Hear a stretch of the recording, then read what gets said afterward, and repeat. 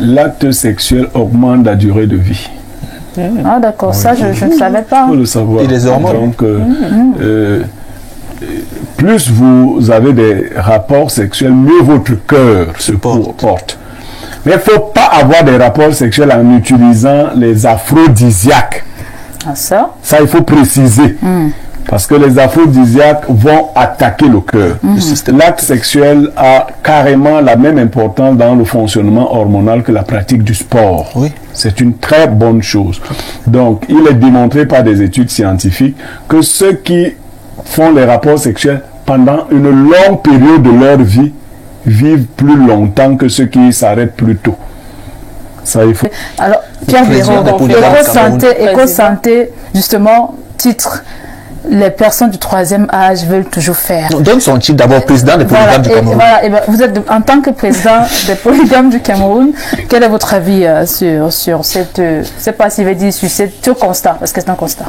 Au-delà du constat, du point de vue scientifique, l'acte sexuel augmente la durée de vie. Ah d'accord, ça je ne savais pas. Il faut le savoir. Et les hormones. Donc, plus vous avez des rapports sexuels, mieux votre cœur se porte. Mais il ne faut pas avoir des rapports sexuels en utilisant les aphrodisiaques. Ah ça? Ça, il faut préciser. Parce que les aphrodisiaques vont attaquer le cœur. L'acte sexuel a carrément la même importance dans le fonctionnement hormonal que la pratique du sport. Oui. C'est une très bonne chose.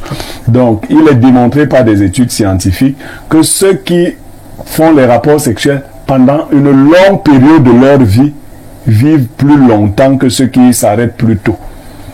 Ça, il faut le savoir. Okay. Donc, c'est déjà bien. Et puis, c'est en Afrique que les femmes ont développé ce genre de choses. Je ne veux plus cette affaire-là. Ça accélère le vieillissement des femmes. Lorsque vous arrêtez brutalement. Voilà, ça accélère le vieillissement du corps et ainsi de suite. Il faut donc avoir des rapports sexuels, même étant vieux. Il faut les pratiquer. Vous n'avez pas besoin de toute la gymnastique à laquelle les jeunes gens se livrent, qui n'est même pas utile. C'est pas olympique, c'est pas un sport olympique. Donc c'est une bonne chose. J'ai dit c'est bon pour le cœur et c'est bon pour les sentiments. Parce que celui qui a de bons rapports sexuels a une psychologie ouverte, il est épanoui et il est souvent gai. Ainsi de suite. Parce que l'énergie libidinale, c'est comme ça qu'on l'appelle, qui se trouve donc dans l'acte sexuel, lorsqu'elle n'est pas recyclée, peut aller jusqu'au niveau de l'hypothalamus et vous créez souvent des blocages.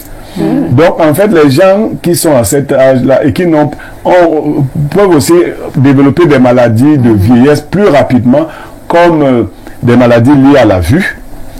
Vous voyez, la vue va baisser. Vous savez, ah oui, c'est une fonction vitale. C'est pas vous qui avez créé cette affaire. C'est une fonction vitale. Celui qui a créé cette affaire, c'est donc comme ça que ça se passe. La vue va baisser. Au niveau du bassin des femmes, vous allez vous fatiguer plus rapidement parce que vos hormones ne fonctionnent plus normalement. Faites attention à ces grands-mères qui ont arrêté très tôt d'avoir des rapports. Vous voyez qu'elles ont des problèmes de mobilité. Effectivement. Voilà. Donc vous, le conseil que je vous donne, c'est faites jusqu'à votre mort. Okay.